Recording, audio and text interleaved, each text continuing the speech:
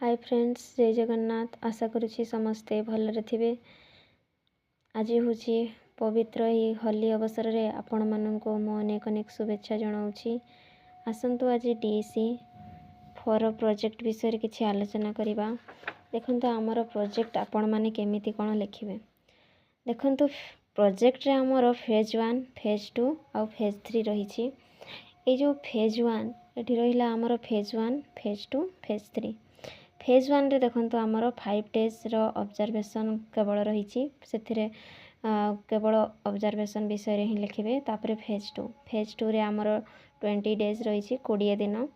सेथिरे आपण माने 20 दिन जो लिखिबे किछि एक्टिविटी करेइबे।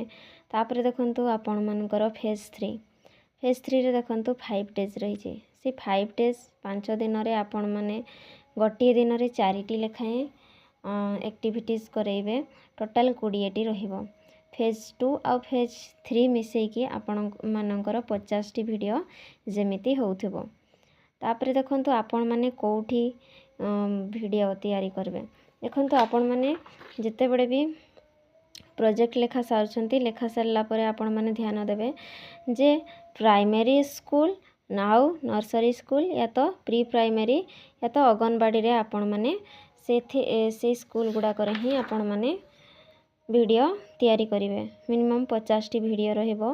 5 मिनिट लेखाएं हमर दिया हिची, 5 मिनिट लेखाएं आपण माने तैयारी करिवे। आउ किछि जदि आपण माननकु किछि डाउट रहिची ताहले आपण माने मते मिठा पाठ हमर टेलीग्राम चैनल रहिची, सेथिरे आपण माने मेसेज करि परिबे। धन्यवाद।